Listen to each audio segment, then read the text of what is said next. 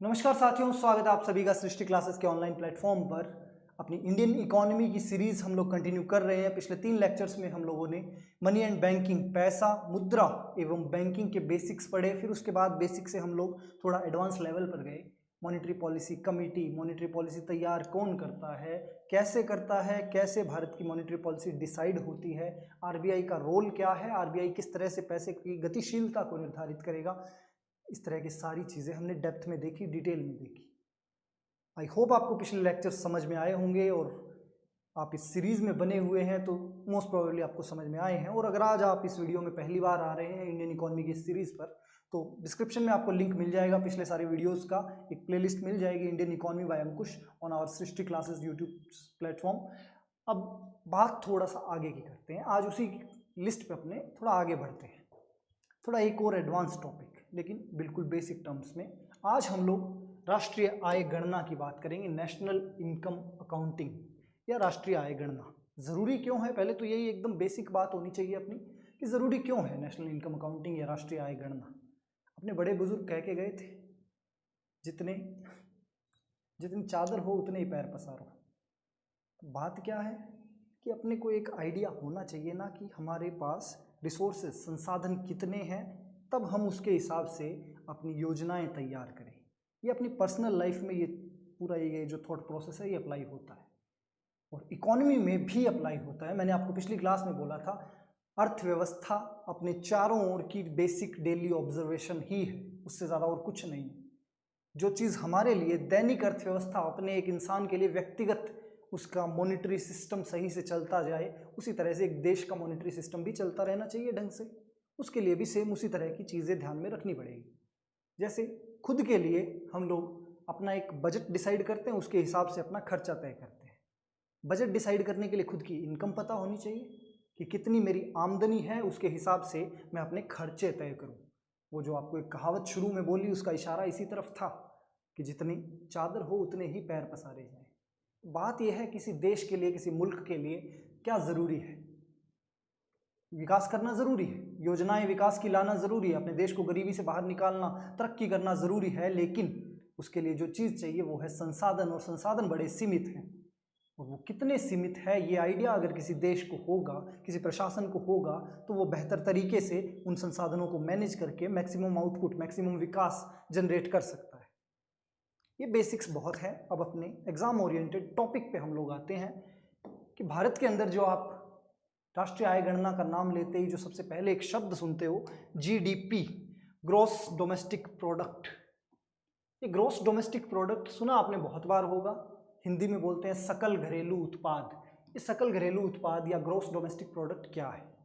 Simple line की definition मैंने पहले पीछे अपने लिखी हुई है, वो आप पढ़ लेना। मैं आपको एक सिंपल सी चीज़ बोलता हूँ, भारत के अंदर टोटल जितना उत्पादन हो रहा है वो सारा हमारा जीडीपी। मैंने भारत के अंदर बोला और भारत की सीमाओं के अंदर, मेरे कहने का मतलब बहुत बेहतर तरीके से आपको समझ में आएगा। एक बार के लिए इस लाइन को पढ़कर देखिए। एक वित्त वर्ष में किसी देश में उत्पादित माल और सेवाओं की कुल कीमत, एक फाइनेंशियल ईयर, उस एक फाइनेंशियल ईयर के अंदर, एक वित्त वर्ष के अंदर, 12 माह के अंदर एक देश ने कितना उत्पादन किया है, उन सेवाओं की वैल्यू, उत्पादन माल का हो चाहे सेवाओं का हो, उसकी टोटल वैल्यू, उस वैल्यू को हम लोग बोलते हैं जीडीपी या सकल घरेलू उत्पाद। एक देश में बोला है मैंने, total value of goods and services produced in a country. ये बड़ा इंपॉर्टेंट शब्द है। क्यों है अभी आपको समझ में आएगा। ये आपको दिख रहा है, तो भारत के लिए एक नक्शा बनाने की कोशिश की, इधर सकल घरेलू उत्पाद है, तो मतलब भारत के बाउंड्री के अंदर, आधा ही नक्शा बनाया मैंने, कंप्लीट नहीं बनाया, लेकिन इस भारत की बाउंड्री के अंदर चाहे कोई भी कंपनी प्रोड्यूस कर रही है, चाहे वो इंडिया की कंपनी हो, पार्ले, या बीएमडब्ल्यू हो, गाड़ियां प्रोड्यूस कर रही है विदेशी कंपनी, या मैकडोनल्ड्स हो, अमेरिकन मैकडोनल्ड्स भारत में बर्गर बना के बेच रहा है, इन सारी कंपनियों द्वारा अगर भारत में कोई प्रोडक्शन या सेवा से कुछ वैल्यू जनरेट की जाती है, वो भारत की जीडीपी में काउंट होगी। मैं जो बोलना चाह रहा हूं, उम्मीद है आपको समझ में आया होगा कि भारत की सीमाओं में भारतीय प्लस विदेशी कंपनियां कोई भी हो जाए, किसी ने भी भारत के अंदर अगर जनरेट किया है तो वो भारत की जीडीपी कहलाएगी। अब अगला एक और कॉन्सेप्ट है, वो और बताता हूं आपको, gross national product, GNP. Gross national product क्या है? ये है भारत के लोगों द्वारा पूरी दुनिया में उत्पादित माल व सेवाओं की कुल कीमत। यहाँ पे शब्द आया है नेशनल। नेशनल का मतलब राष्ट्रीय। भारत के जो नागरिक हैं या भारत की रजिस्टर्ड कंपनियां हैं, वो अगर पूरी दुनिया में कहीं भी कोई चीज़ प्रोड्यूस कर रही है, कोई माल प्रोड्यूस कर रही है या कोई सेवाएं प्रोड्यूस कर रही है, तो उसकी सारी की सारी कीमत जो है उसको कंबाइनली हम लोग बोलेंगे, एक शब्द लेंगे GNP, ग्रॉस नेशनल प्रोडक्ट, सकल राष्ट्रीय उत्पाद। तो सकल घरेलू उत्पाद क्या है? भारत की सीमाओं के अंदर, ये भारत की सीमाओं के अंदर है। इस देश के अंदर चाहे वो कंपनी इंडियन कंपनी हो या फॉरेन कंपनी हो, दोनों की दोनों इसमें काउंट होगी। ये क्या है? ये GDP है, भारत का GDP। लेकिन अगर मैं बात करूं कि भारतीय पूरी दुनिया के अंदर कहीं भी कुछ भी प्रोडक्शन कर रहे हैं, तो वो GNP काउंट होता है उसको। जैसे मान लीजिए रिलायंस के मालिक मुकेश अंबानी ने अपना एक स्टोर खोल दिया ऑस्ट्रेलिया में, तो वो भारत की GDP में काउंट नहीं होगा। रिलायंस वहाँ से जितना मुनाफा कमा रहा है, जितना प्रोडक्शन कर रहा है, वो भारत की GNP में काउंट होगा, सकल राष्ट्रीय उत्पाद में काउंट होगा, सकल घरेलू उत्पाद में काउंट नहीं होगा। सकल घरेलू उत्पाद या GDP बिल्कुल एक लाइन में अगर पूछा जाए तो भारत की सीमाओं के अंदर हुआ कुल उत्पादन, सेवाओं का हो चाहे माल का, वो कहलाएगा क्या? GDP। तो ये GDP आई होप आपको क्लियर होगा। और GNP जो एक अगला कॉन्सेप्ट आपके सामने लिखा गया है, ये GNP क्या है? ये GNP आपके सामने लिखा हुआ है मैंने कि GNP टोटल वैल्यू है किसकी? गुड्स और सर्विसेज, माल और सेवाएं जिनका उत्पादन भारतीयों ने किया, भारत के बाहर हो चाहे अंदर हो। तो उसके अंदर सीमाएं जरूरी नहीं है, भारतीय होना जरूरी है। ग्रॉस नेशनल प्रोडक्ट क्या है? कि भारतीय राष्ट्रीय, भारत के राष्ट्रीय नागरिक मान लीजिए, या भारत में रजिस्टर्ड कंपनीज अगर दुनिया में कहीं भी उत्पादन करेगी, वो हमारे GNP में काउंट होगा। और अगर भारत की सीमाओं के अंदर कुछ भी उत्पादन हो रहा है तो उसे हम GDP में काउंट करेंगे। आई होप आपको क्लियर होगा। बहुत टाइम लेके मैंने ये कॉन्सेप्ट आपके साथ डिस्कस करने की कोशिश की है। सकल घरेलू उत्पाद आपको समझ आ रहा होगा। यहाँ पर स्टारबक्स की कॉफ़ी भी GDP में काउंट होती है। स्टील अथॉरिटी ऑफ इंडिया जो भारत के अंदर स्टील का प्रोडक्शन करेगी, वो भी GDP में ही काउंट होता है। या इसके अलावा पार्ले, वीज़ा, कुछ भी हो, कोई भी विदेशी कंपनी हो, देसी कंपनी हो, जब तक भारत की सीमाओं के अंदर प्रोडक्शन कर रही है तो वो GDP कहलाएगा। आगे बात की जाए तो GDP गणना पर जाने से पहले कुछ मुख्य पॉइंट्स आपको क्लियर रहने चाहिए। ये अंतिम उत्पाद क्या होता है, एक तो आपको ये ध्यान रहना चाहिए। अंतिम उत्पाद या फाइनल आउटपुट, एग्जाम्पल से बेहतर समझ में आएगा। एग्जाम्पल आप कुछ भी ले सकते हैं, जैसे कि अंतिम उत्पाद के रूप में आप देख सकते हैं कि जैसे कोई भी कंप्यूटर सेट अंतिम उत्पाद है। एक कंप्यूटर का जो आपके सामने आपको स्क्रीन दिखती है, या लैपटॉप फॉर एग्जांपल, उस लैपटॉप का कीबोर्ड उसका मध्यस्थ माल है, इंटरमीडिएरी गुड है उसका कीबोर्ड। उसके अंदर जो प्लग्स लगे हुए हैं, उसमें जो बटन्स लगे हुए हैं, उसके अंदर जो स्क्रीन लगी हुई है, उसमें जो स्पीकर लगा हुआ है, वो सारे मध्यस्थ माल है। अंतिम उत्पाद क्या है? मान लीजिए एक लैपटॉप। उदाहरण दे रहा हूं मैं, एक उदाहरण से आपको समझाने की कोशिश कर रहा हूं। अंतिम उत्पाद एक लैपटॉप है, तो उसके मध्यस्थ माल क्या होंगे? उसके मध्यस्थ माल कुछ भी हो सकते हैं। उसके बटन्स हो सकते हैं, उसके सेंसर्स हो सकते हैं, सेंसर्स होते हैं लैपटॉप के अंदर, उसके लिए अलग अलग सॉफ्टवेयर्स जो कहीं से परचेज करके उस लैपटॉप के अंदर फिट किए गए हैं, तो वो सारे उसके इंटरमीडिएरी गुड्स हैं। लैपटॉप की स्क्रीन अलग से असेंबल की गई हो, तो इस तरह से अलग अलग जो भी उसके अंदर डिवाइसेस लगे, अंदर के सेमीकंडक्टर चिप्स, वो सारी चीज़ें उसके लिए, उस लैपटॉप के लिए मध्यस्थ माल है। फाइनल प्रोडक्ट क्या है? एक लैपटॉप है। अब एक और शब्द आप सुनोगे, नॉमिनल GDP। GDP हमने देख लिया कि किसी देश की सीमाओं के अंदर कितना उत्पादन हुआ, उसको हमने GDP या सकल घरेलू उत्पाद बोला। नॉमिनल GDP क्या है? नॉमिनल GDP है वर्तमान वर्ष का उत्पादन वर्तमान कीमतों पर। ये भी बड़ा एक इंटरेस्टिंग आपके सामने एक मोड आएगा कि अगर एक देश के अंदर, मैंने आपको GDP की डेफिनेशन, GDP की परिभाषा क्या बताई, किसी देश के अंदर टोटल उत्पादन या सेवाओं, माल या सेवाओं का उत्पादन जो है, उसकी वैल्यू, उसकी कीमत। तो उसकी कीमत आप कुछ रेट पे रखोगे कि मान लीजिए, मैंने ये लैपटॉप का ही एग्जांपल लेते हैं, एक HP का लैपटॉप 32,000 रुपये उसकी कीमत रही, तो कीमत 32,000 रुपये ना, तो उसकी वैल्यू कितनी? 32,000 रुपये उस फाइनल प्रोडक्ट की वैल्यू, वो फाइनल वैल्यू है 32,000 रुपये। वो आज के मार्केट के हिसाब से है वो रेट।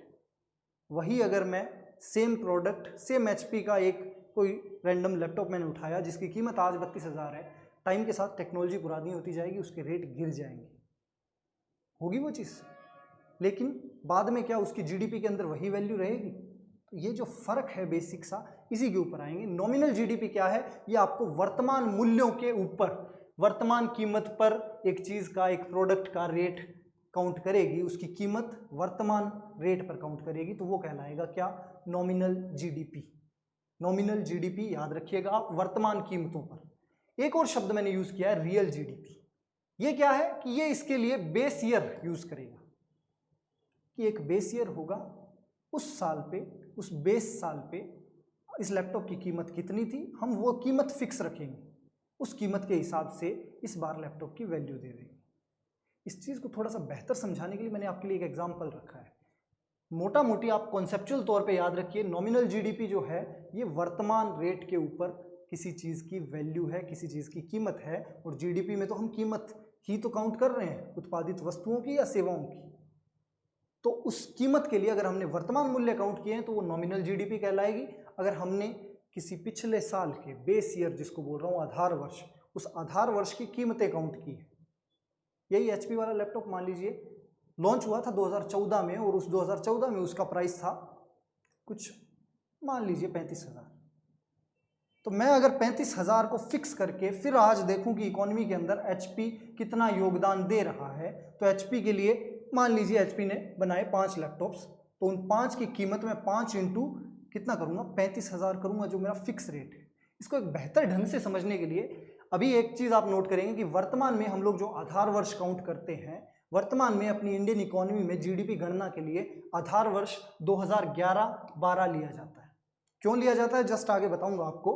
पहले आप एक एग्जांपल सुनिए, मेरे को ऐसा उम्मीद नहीं, मेरे को ऐसा लग रहा है कि बहुत से स्टूडेंट्स के साथ डिस्कस हुए ये टॉपिक्स, कि आपको ये इसमें अगर एक बेटर सा एक एग्जांपल, एक बेहतर एग्जांपल मिल जाए तो आपके सारे कन्फ्यूजन्स क्लियर होंगे। तो नॉमिनल GDP और रियल GDP के बीच कन्फ्यूजन को आपको दूर करने के लिए एक सिंपल एग्जांपल लेते हैं। मान लीजिए एक देश है, नाम बड़ा इंटरेस्टिंग उसका, सेवपुर। उस देश की सेवपुर नाम है, तो उसकी इकोनॉमी सिर्फ सेवों से चलती होगी, एप्पल्स से। और GDP का मैंने आपको बेसिक एक कॉमन नॉर्मल डेफिनेशन क्या बताया, किसी देश के अंदर उत्पादित माल और सेवाओं की टोटल कीमत देश के अंदर, बस बात एक आप वो याद रखिएगा कि देश के अंदर क्या कीमत है। अब यहाँ पर हम सेवपुर की बात कर रहे हैं। सेवपुर एक काल्पनिक देश हमने माना जिसकी अर्थव्यवस्था चलती है सिर्फ सेवों पर।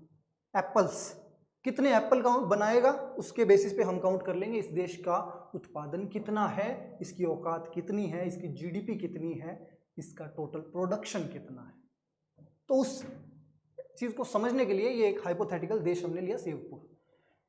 इस देश के अंदर 2010 में 100 सेव पैदा हुए, प्रत्येक सेव की कीमत 1 रुपया। मैंने आपको टोटल बोला था कि GDP क्या होती है, कि टोटल प्रोडक्शन की वैल्यू।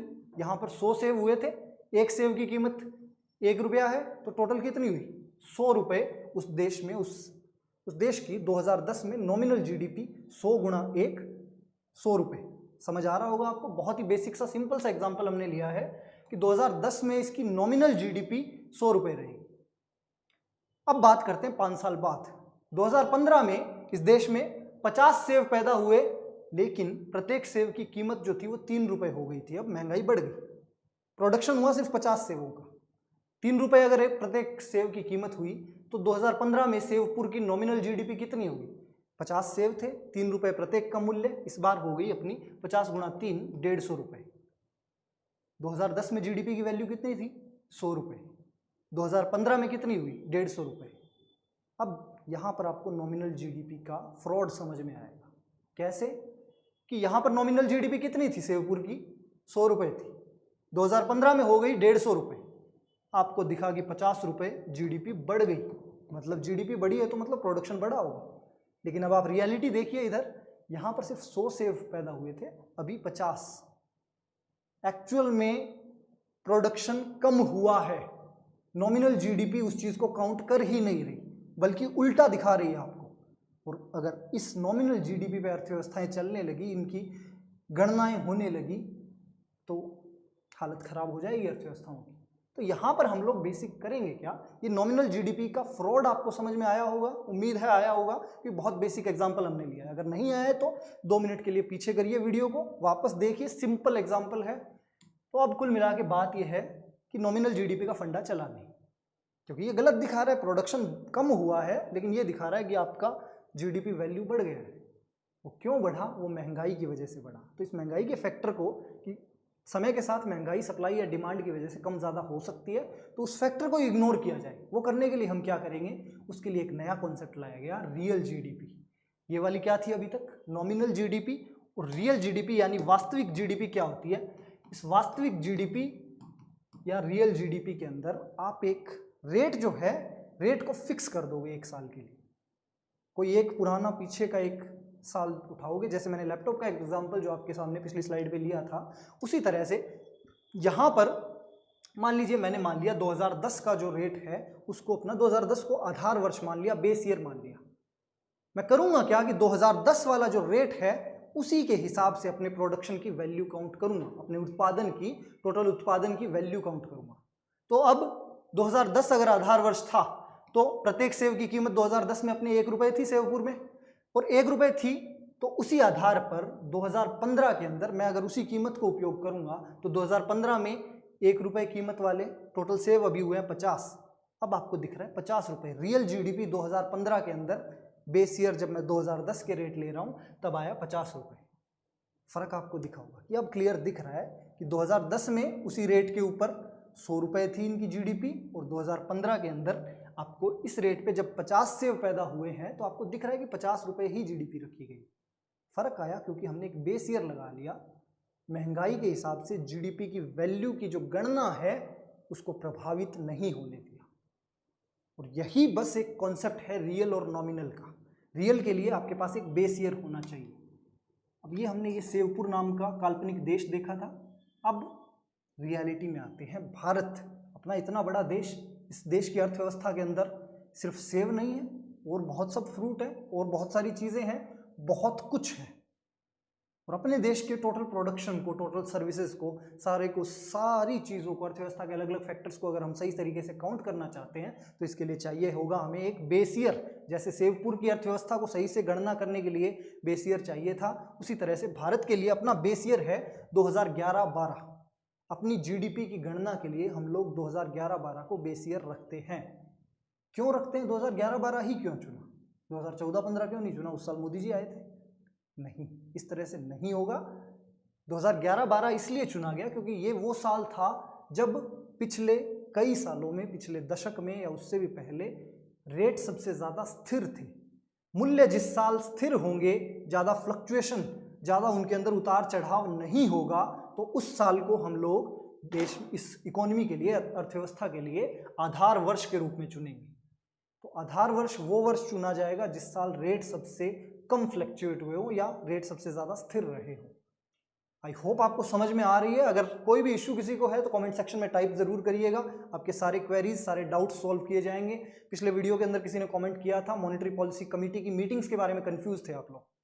किसी ने कमेंट किया था कि मॉनेटरी पॉलिसी कमेटी 6 बार मिली है 1 साल के अंदर पिछले में। हाँ, मिल सकती है। मैंने आपको बस ये बताया है कि अपना जो एक्ट था, आरबीआई एक्ट, उसके अंदर संशोधन के द्वारा ये बोला गया है कि साल में मिनिमम 4 बार तो ज़रूरी मिलना है। मिनिमम 4 बार, मैक्सिमम कितना भी हो सकता है, जब तक आरबीआई की श्रद्धा है, कितनी बार बोला है ये मीटिंग वो बुला सकते हैं, लेकिन मिनिमम 4 बार यानी हर क्वार्टर में 1 बार तो ज़रूर मिलना ही पड़ेगा मॉनेटरी पॉलिसी कमेटी को। तो इसी तरह से अगर आपको कोई भी डाउट हो कमेंट सेक्शन में ज़रूर बताइएगा, अगले वीडियो के अंदर उसके सॉल्यूशन बताए जाएंगे या उसी कमेंट के नीचे ही आपको आपकी क्वेरीज, आपके डाउट सॉल्व कर दिए जाएंगे। नॉमिनल जीडीपी और रियल जीडीपी आपको क्लियर होगा। रियल जीडीपी के लिए हम लोग अपना बेस ईयर जो भारतीय अर्थव्यवस्था में काउंट करते हैं वो है 2011-12, क्योंकि उसी फाइनेंशियल ईयर में रेट सबसे स्टेबल थे, सबसे स्थिर थे। और ये और कन्फ्यूजन दूर कर लीजिएगा, 2011-12 क्यों लिखा हुआ है? क्योंकि ये फाइनेंशियल ईयर बोला गया है, फाइनेंशियल ईयर 2011-12 वित्त वर्ष, तो इसलिए वो 11-12 हमने काउंट किया था। अब एक और आपके सामने एक अलग concept, net factor income from abroad. क्या होता है ये नेट फैक्टर इनकम? अभी तक हमने 2 कॉन्सेप्ट देखे, एक जीडीपी, एक जीएनपी। ग्रॉस डोमेस्टिक प्रोडक्ट यानी सकल घरेलू उत्पाद क्या था? भारत की सीमाओं के अंदर उत्पादन, वो चाहे भारतीय करे या विदेशी कंपनी करे, चाहे मारुति करे या BMW करे, लेकिन वो भारत की जीडीपी में काउंट होगा। वो था जीडीपी। एक जीएनपी बोला था। जीएनपी का मतलब था भारतीय कंपनियां चाहे भारत में करे या विदेश में करे, लेकिन उनका भारतीय होना जरूरी है या भारतीय व्यक्ति हो। तो भारतीय का टैग, नेशनल, राष्ट्रीय, वो टैग जो है वो ज़्यादा ज़रूरी है। उस केस में हम लोग कहते हैं उसको जीएनपी, ग्रॉस नेशनल प्रोडक्ट, सकल राष्ट्रीय उत्पाद।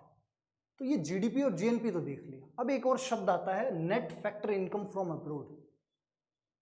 विदेशों से प्राप्त हमारी नेट आय क्या है।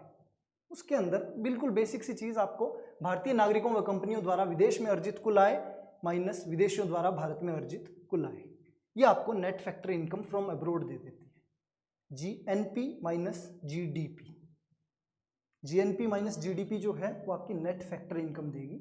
एग्जाम्पल के जरिए बेहतर समझ में आएगा। जीएनपी के लिए मैंने क्या बताया था, इसके अंदर जीएनपी यानी gross national product, Mukesh Ambani की कंपनी, वो चाहे ऑस्ट्रेलिया में उत्पादन करे, चाहे भारत में करे, चाहे साउथ अफ्रीका में करे, वो भारत की जीएनपी में काउंट होगा। दूसरी तरफ ये जीडीपी लिखा हुआ है, ग्रॉस डोमेस्टिक प्रोडक्ट, कि भारत की सीमाओं के अंदर होना चाहिए प्रोडक्शन। चाहे बीएमडब्ल्यू कर रही है, चाहे मारुति कर रही है, मारुति भारतीय कंपनी और बीएमडब्ल्यू विदेशी कंपनी, लेकिन अगर भारतीय सीमाओं के अंदर हुआ है तो भारत की जीडीपी में काउंट होगा। तो भारतीयों ने विदेश से कितना पैसा कमाया उसको निकालने के लिए क्या करेंगे कि जो भारतीय हैं वो टोटल कितना पैसा कमा रहे हैं भारत में और विदेशों में, उसमें से माइनस कर देंगे हम कि जो विदेशी लोग भारत से कमा के लेके चले गए। एग्जाम्पल उसका जीएनपी माइनस जीडीपी। उम्मीद है आपको समझ में आया होगा। Net factor income, factor income क्या मतलब होता है, फैक्टर, सारे फैक्टर्स को इंक्लूड करके अगर हम इनकम जनरेट कर रहे हैं। मैंने आपको अभी थोड़ी देर पहले एक एग्जांपल दिया था, अंतिम उत्पाद यानी फाइनल गुड और एक मध्यस्थ उत्पाद। मध्यस्थ उत्पाद था इंटरमीडिएरी गुड। एक लैपटॉप फाइनल प्रोडक्ट है, उसके अंदर इंटरमीडिएरी प्रोडक्ट क्या है, उस लैपटॉप की स्क्रीन, उस लैपटॉप का कीबोर्ड, उस लैपटॉप के अंदर लगे हुए पोर्ट्स, उस लैपटॉप के अंदर जल रही वो साइड की एलईडी लाइट जो है वो भी, वो सारे इंटरमीडिएरी गुड्स हैं जिनको इकट्ठा करके एक फाइनल प्रोडक्ट तैयार किया गया। तो वो फाइनल और इंटरमीडिएरी गुड्स के अलावा आपको ये अब अलग अलग फैक्टर का जो टोटल वैल्यू है प्रोडक्शन का, उसको हम नेट फैक्टर के अंदर काउंट करते होते हैं। ये फैक्टर वैल्यू वहाँ से मिलेगी आपको। आगे चलते हैं, एक शब्द और आप सुनते हो, मूल्यह्रास या डिप्रेसिएशन। मैंने आपको एक एग्जांपल थोड़ी देर पहले, वापस वही हम लोग इकोनॉमी पूरा का पूरा एग्जांपल्स का खेल है, ऑब्जर्वेशन का खेल है। एक एग्जांपल हमने लिया था, एक लैपटॉप की कीमत 2015 में मान लीजिए एचपी के एक लैपटॉप की कीमत 32,000 रुपये थी, लेकिन उसी चीज़ की कीमत आपको बाद में अब घटी हुई मिलेगी कि मान ले मैंने खरीद लिया 32,000 में, क्या अब मैं उसको 2023 के अंदर बेचूंगा, कोई मेरे को देगा उसके 32,000 रुपये? नहीं देगा। क्यों नहीं देगा? क्योंकि उस लैपटॉप के अंदर के जो इंटरमीडिएरी गुड्स हैं, जो मशीनरी अंदर यूज हुई है, उसकी वैल्यू में कमी आई है, टाइम के साथ उसका मूल्य ह्रास हुआ है, डेप्रिसिएशन हुआ है। तो बात क्या है डेप्रिसिएशन की, कि जब आप इधर क्यों जरूरी है, राष्ट्रीय आय गणना में मैं डेप्रिसिएशन की यानी मूल्य ह्रास की बात क्यों कर रहा हूँ, क्योंकि मैं काउंट कर रहा हूँ इस देश के अंदर टोटल प्रोडक्शन, टोटल वैल्यू, और जब मैं टोटल वैल्यू काउंट कर रहा हूँ तो मेरे को क्या उस देश के अंदर नई वैल्यू क्रिएट करने के लिए अपनी पुरानी मशीनों की मरम्मत के लिए जो पैसा मैंने लगा दिया उसको गिनने की ज़रूरत नहीं है। तो वो पार्ट मूल्यह्रास कहलाता है, डेप्रिसिएशन कहलाता है। तो in the process of production all machines are subject to some wear and tear, this loss of value is called depreciation. English में लिखा है सिंपल हिंदी के अंदर कि आप जब प्रोडक्शन करते हो, उत्पादन करते हो, तो किसी भी मशीनरी, कोई भी आपका जो कैपिटल है, कैपिटल की वैल्यू में ज़रूर कमी आएगी। उस वैल्यू में जो कमी आ रही है, जो लॉस आपका ये हो रहा है, उसको आप काउंट करोगे तो उसको मूल्यह्रास में काउंट करोगे। और जब हम जीडीपी गणना की बात कर रहे हैं, इतने बड़े स्केल पर, प्रोफेशनल इकोनॉमिस्ट के तौर पर गणना की, राष्ट्रीय आय गणना की बात कर रहे हैं, तो डेप्रिसिएशन आपको काउंट करना पड़ेगा। तो ये डेप्रिसिएशन यानी मूल्यह्रास। अगला एक और शब्द मैंने लिखा हुआ है कैपिटल कंजम्पशन अलाउंस, पूंजी उपभोग छूट। इसके लिए आपको सिंपल डेफिनेशन लिखी हुई है कि देखो, डेफिनेशन अलग चीज़, एग्जाम्पल से बहुत बेहतर समझ में आएगी। पहले डेफिनेशन सुन लीजिए, आपको फिर एक एग्जाम्पल दूंगा, आपके दिमाग में फिट हो जाएगी। A part of capital goods produced in an economy that must be devoted to replace this wear and tear, the replacement of capital used is called capital consumption allowance. एक देश के अंदर अर्थव्यवस्था में, कोई भी देश की जो सरकार है वो एक तय हिस्सा पहले से फिक्स रखेगा जो इस ऊपर वाला मूल्यह्रास जो है आपका उससे निपटने के लिए जाएगा बेहतर तरीके से। कि मान लीजिए मेरी एक कंपनी, मेरे को जब मैं अगले साल के लिए प्लान करूँगा, अगले वित्त वर्ष के लिए, मैं अपने टोटल जो बजट है उसके अंदर ये काउंट तो रखूँगा ही कि अगला प्रोडक्शन जो है इसके लिए मेरे को इतना टारगेट है, इतनी मेरी इन्वेस्टमेंट रहेगी। लेकिन उसके साथ मैं एक और चीज़ काउंट करूँगा, मेरा जो पिछला प्रोडक्शन है या पिछली जो मशीनरी है उसके लिए मेरे को कितनी इन्वेस्टमेंट करनी और पड़ेगी। तो उसके लिए मैं एक अलाउंस, एक छूट पहले से रखूँगा कि अगर मैं पहले 1 करोड़ इन्वेस्ट कर सकता था तो अब मैं ये सोचूंगा कि 1 करोड़ नहीं, 90 लाख रुपए मैं इन्वेस्ट कर सकता हूँ नए प्रोडक्शन के लिए। 10 लाख रुपए मैं रखूँगा पीछे के लिए कि पीछे वाली अपनी जो मशीन जो है उसकी मरम्मत के लिए भी खर्चा आएगा। तो वो होता है कैपिटल कंजम्पशन अलाउंस, पूंजी उपभोग छूट। अब एक और चीज़ हम लोगों ने अभी तक बात की थी जीडीपी की, उसके अंदर एक शब्द ले रहे थे आप ग्रॉस डोमेस्टिक प्रोडक्ट। जीएनपी की बात की थी, वो भी ग्रोस शब्द लिया था। ग्रोस का मतलब हिंदी में मतलब बताया था आपको सकल घरेलू उत्पाद या सकल राष्ट्रीय उत्पाद। अब एक और शब्द सुनिएगा, नेट डोमेस्टिक प्रोडक्ट या नेट नेशनल प्रोडक्ट। नेट क्या होता है? नेट के लिए हिंदी में हम शब्द यूज करेंगे क्या? शुद्ध। अब आपको एक डिफरेंस क्लियर रखना है, सकल घरेलू उत्पाद और एक होगा शुद्ध घरेलू उत्पाद। सकल घरेलू उत्पाद यानी जीडीपी, जिसके बारे में अभी तक हमने चर्चा की है। अब मैं जब शुद्ध घरेलू उत्पाद की बात कर रहा हूं कि वापस हम लोग धीरे धीरे, आपको समझ में आ रहा होगा, अभी तक हमने सबसे पहले जीडीपी की बात की, फिर जीडीपी की जो ये परिभाषा थी उसको थोड़ा सा और बेहतर किया कि एक होगी नॉमिनल जीडीपी, एक होगी रियल जीडीपी। नॉमिनल वाली से बेहतर रियल जीडीपी में पता चल रहा था। क्यों? क्योंकि हमने एक साल निर्धारित कर दिया आधार वर्ष के रूप में। अब उसी डेफिनेशन को, उसी परिभाषा को थोड़ा और इंप्रूव करते हैं, तो अब आएगा शब्द आपके सामने नेट जीडीपी। नेट प्रोडक्ट या नेट शुद्ध राष्ट्रीय आय क्या होगी, उसको हम लोग वो काउंट करेंगे जो आपको ऊपर के जो 2 कॉन्सेप्ट बताए, डेप्रिसिएशन और कैपिटल अलाउंस। अगर आप अपनी जीडीपी के अंदर, वापस वही बात की जो मैंने एक नॉर्मल बिजनेसमैन के लिए आपको इन्वेस्टमेंट का आपको एग्जांपल देके बताया, सेम चीज़ सरकार भी तो सोचेगी ना कि टोटल जितना प्रोडक्शन किया, सिर्फ वो काउंट करने से एक देश की आय नहीं पता चलेगी, उस देश का कुछ खर्चा भी तो हुआ, डेप्रिसिएशन मूल्यह्रास भी तो हुआ है कि एक देश की अर्थव्यवस्था में मान लीजिए नया प्रोडक्ट आ गए, लेकिन पुराने वाले प्रोडक्ट के साथ में जो मशीनरी थी जिसने वो प्रोडक्ट बनाए, उसकी मरम्मत के लिए कुछ खर्चे और भी तो गए थे। और उसके लिए फॉर्मूला क्या है? नेट इन्वेस्टमेंट, या नेट का फॉर्मूला आप बस इतना याद रखिएगा, ग्रॉस माइनस डेप्रिसिएशन। अब इस नेट के आगे अगर जीडीपी वाला पार्ट हो कि नेट डोमेस्टिक प्रोडक्ट चाहिए, तो gross domestic product minus depreciation, यानी शुद्ध राष्ट्रीय उत्पाद बराबर सकल राष्ट्रीय उत्पाद माइनस मूल्यह्रास। शुद्ध इन्वेस्टमेंट पूछी जाए तो ग्रॉस इन्वेस्टमेंट माइनस डेप्रिसिएशन। अगर आपको नेट नेशनल प्रोडक्ट, शुद्ध राष्ट्रीय उत्पाद, तो शुद्ध राष्ट्रीय उत्पाद क्या होगा? सकल राष्ट्रीय उत्पाद माइनस मूल्यह्रास। सकल राष्ट्रीय उत्पाद माइनस मूल्यह्रास।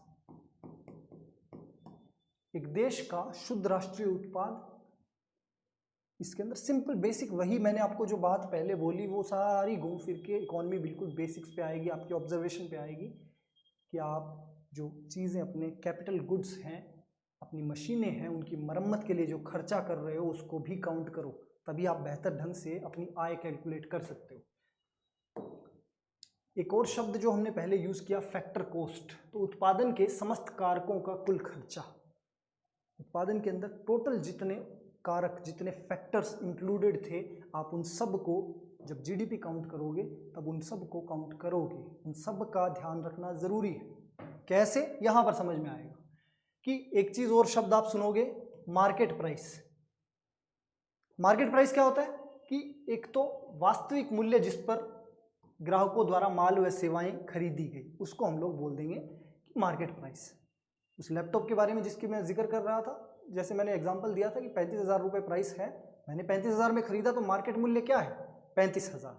लेकिन इस मार्केट मूल्य के अंदर क्या क्या चीज़ें शामिल हैं, आपको जब लैपटॉप का बिल देखोगे आपको वो दिखेगा, कितना इसमें टैक्स था, जीएसटी कितना था, कितना इसका एमआरपी था, कितना डिस्काउंट था, वो सारी चीज़ें आपको उस बिल में दिखती है। उसी चीज़ को टारगेट कर रहा हूँ मैं सीधे। यहाँ पर मार्केट प्राइस जो है ये वो प्राइस है जिस पर मेरे को कोई प्रोडक्ट मिला, लेकिन इसके अंदर शामिल होता है क्या, factor cost plus tax minus subsidy.